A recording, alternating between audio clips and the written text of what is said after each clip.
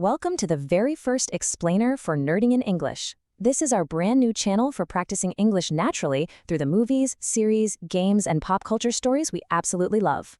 And don't worry, you do not need perfect English here. Just listen, relax, follow the story, and pick things up from context. Exactly. And today, we are kicking things off with an absolute classic, The Lord of the Rings, The Fellowship of the Ring. It's the first step in a truly massive story, with plenty more explainers on the way. So let's just dive right in. The story immediately tells us that the world has fundamentally changed, and it all began with the forging of the ancient great rings. Right, so 3 were given to the elves, the wisest and fairest beings, 7 went to the dwarf lords deep in their mountain halls, and 9 rings were gifted to the race of men, who, above all else, desire power. But the real tragedy? They were all completely deceived. Because over in the dark land of Mordor, the Dark Lord Sauron forged a master ring in secret, one ring to rule them all, pouring all of his cruelty and malice right into it. This sparked a massive war. A last alliance of men and elves actually marched against Mordor, and when all hope seemed totally lost, Isildur, the son of the king, took up his father's broken sword.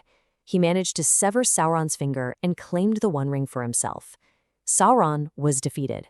Isildur had this one perfect chance to destroy evil forever, right then and there. But the hearts of men are easily corrupted.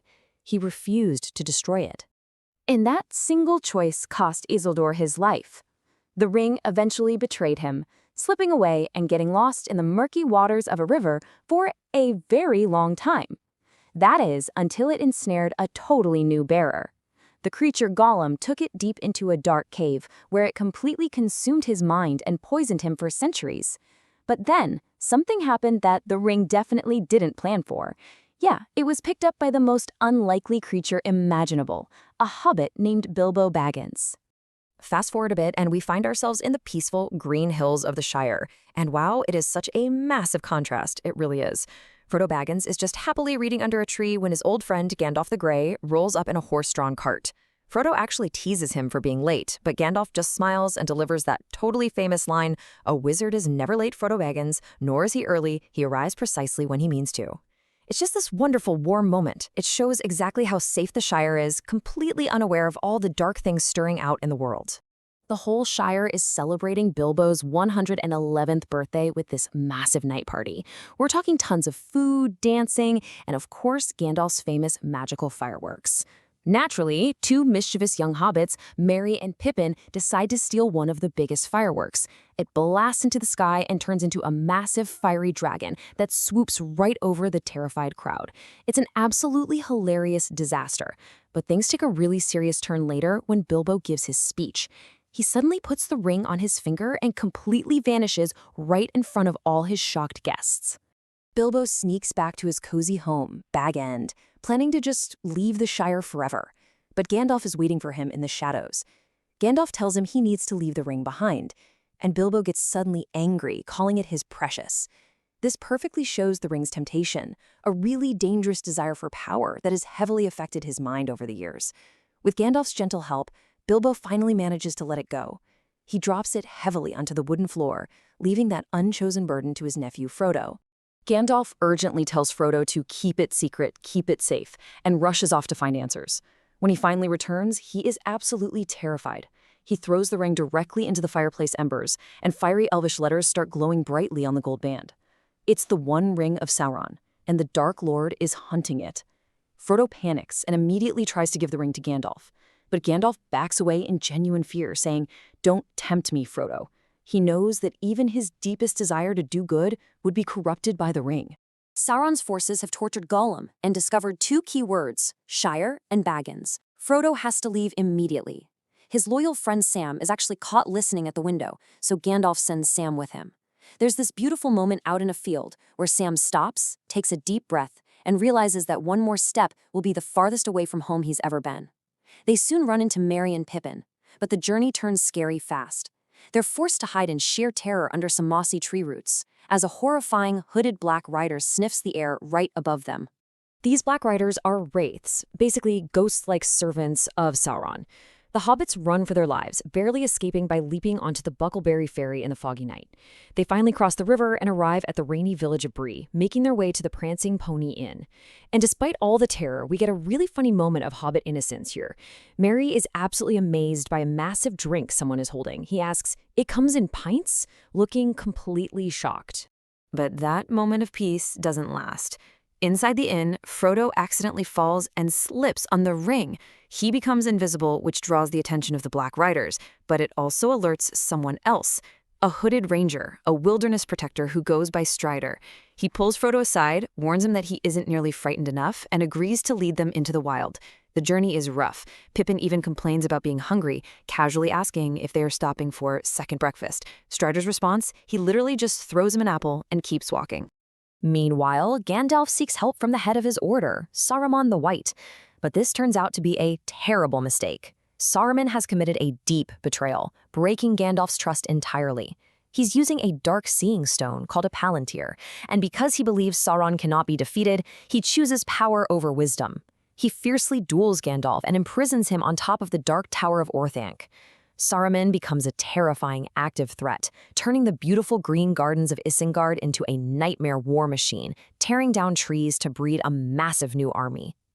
Back in the wild, things go from bad to worse. The hobbits are ambushed at night by the ringwraiths at a ruined hill camp called Weathertop. Strider fights them off with fire and his sword, but he's just a moment too late. The leader, the terrifying Witch King, plunges a dark, poisoned Morgul blade right into Frodo's shoulder. It's a truly desperate situation. That evil poison is slowly pulling a dying Frodo into the dark shadow world of the Wraiths. Just in time, an elf princess named Arwen finds them in the forest. She is brave and incredibly fast, taking the weak Frodo on her horse and riding desperately toward the elven sanctuary of Rivendell. The ringwraiths chase her all the way to the river's edge. Arwen reaches the safe side, turns back and boldly challenges them. If you want him, come and claim him. As the Nazgul enter the water, Arwen's magic summons a massive flood. Huge waves shaped like wild water horses rise up and rush directly toward the Black Riders, completely sweeping them away. Frodo finally wakes up healed in Rivendell. Gandalf is there, having narrowly escaped Saruman's tower on the back of a giant eagle. And a great meeting is called, the Council of Elrond. Elves, dwarves, and men argue bitterly over what to do with the ring. Boromir, a man from Gondor, strongly warns them about the dangers of Mordor, famously saying, "One does not simply walk into Mordor." When the arguments hit their peak, small Frodo steps forward and bravely volunteers to carry the ring into the fires of Mount Doom. And so a fellowship is formed, an alliance joined by a very serious mission, pledging to protect Frodo. Before they leave, Frodo visits his old uncle Bilbo, who is resting in Rivendell. Bilbo gives Frodo two very precious items for protection: his glowing elven sword, Sting, and a shirt of mithril, which is this incredibly strong light metal. But when Bilbo sees the ring hanging around Frodo's neck, his face changes. For one brief, absolutely terrifying second, the temptation turns him into a frightening creature reaching desperately for it. He immediately collapses in tears, apologizing for the terrible burden he gave Frodo. It's a chilling reminder that the ring's dark power never truly leaves you. The Fellowship journeys south, but Saruman's spies force them up into the snowy, freezing peaks of the mountain Caradhras. During the climb, Frodo falls, and Boromir actually picks up the dropped ring by its chain. He is completely mesmerized by it, showing the very dangerous first signs of temptation, before Aragorn forces him to give it back. Then Saruman sends a massive magical blizzard, trapping them on the mountain. Heavy with the decision, Frodo chooses the only other way forward, the dark, underground path through the dwarven mines of Moria. They arrive at the glowing moonlit doors of Moria, beside a dark, quiet lake. The door presents a riddle: speak, friend, and enter. Frodo realizes it's literally a password. He says the Elvish word for friend, melon, and the great stone doors slowly open. Gimli, the dwarf, is so incredibly confident they'll find warm dwarf hospitality inside. But suddenly, the monstrous tentacles of the Watcher on the water burst from the dark lake, attacking Frodo. The Fellowship fights it off and escapes inside, but the creature smashes the doors behind them, trapping them in the pitch dark. Gimli's hopes are completely shattered. Moria is not a safe kingdom anymore. It is a tomb, a place for the dead. In the dark, Gandalf gives Frodo a beautiful lesson about pity, which is kindness for suffering, telling him that all we have to decide is what to do with the time that is given to us. They eventually find the dusty tomb of Balin. It's completely quiet until Pippin makes a foolish mistake, accidentally knocking a skeleton down a deep stone well. The echoing noise wakes the enemy. Gandalf angrily calls him a fool of a took as orcs and a massive cave troll break in. It's a fierce battle, and the troll stabs Frodo violently, but that mithril shirt miraculously saves his life. They run, but an ancient demon of shadow and flame awakens deep in the mines, a Balrog. The Fellowship races to the narrow bridge of Khazad-dûm. Gandalf stays behind, standing entirely alone to face the massive monster. He strikes his staff and shouts, "You shall not pass." He shatters the bridge, sending the Balrog falling, but a whip of fire catches Gandalf's leg, pulling him over the edge. He holds on just long enough to shout, "Fly, you fools!" before falling into the abyss. The Fellowship is completely grief-stricken. They find refuge in the golden woods of Lothlorien, ruled by the elf queen Galadriel. She tests Frodo's resolve and actually passes her own test by refusing the ring when he bravely offers it to her. When they finally leave, she gives them beautiful farewell gifts, like a glowing phial of starlight for Frodo. It's a very warm, touching moment. Gimli the dwarf, usually so stubborn, shyly and respectfully asks for just a single strand of her hair to remember her beauty. Smiling warmly, she gives him 3. They travel down the river, passing the awe-inspiring giant stone kings of the Argonath. But the journey takes a tragic turn in the autumn forest of Amon Hen. Boromir finds Frodo alone, and the ring finally overcomes his honor.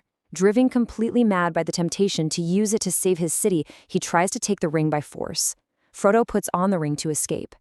When Aragorn finds Frodo, he realizes the Fellowship can no longer protect him. Aragorn closes Frodo's hand around the ring and lets him go, choosing to protect Frodo's choice. Suddenly, a brutal ambush, an army of Saruman's Uruk-hai fiercely attacks the forest. Boromir, realizing his terrible mistake with Frodo, fights with incredible heroic courage. He fiercely defends Merry and Pippin to the very end, pierced by multiple arrows, sacrificing himself to save the hobbits. He dies with honor, telling Aragorn that he would have followed him as his brother, his captain, his king.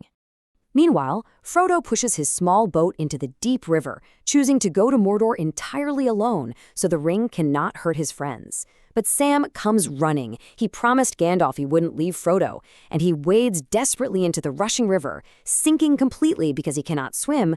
Frodo frantically reaches underwater, pulling Sam into the boat to safety. Sam just looks at him and says, "I made a promise, Mr. Frodo. A promise, and I don't mean to leave you." The Fellowship is broken, but they are definitely not defeated.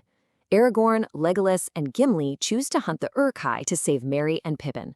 And Frodo and Sam, 2 small figures, stand bravely together on the rocky shores, looking out toward the distant, dark mountains of Mordor. What an epic story! Before you go, we want to leave you with 3 questions to practice with. First, what makes someone brave when they are afraid? Second, why is it dangerous to judge others too quickly? And third, what promise would you keep, even when the road becomes hard? Check the description for useful words and practice tasks. If you enjoyed this explainer, please leave a like, subscribe to Nerding in English, and write your answers down in the comments. Thanks so much for joining our journey through The Lord of the Rings. We'll see you next time.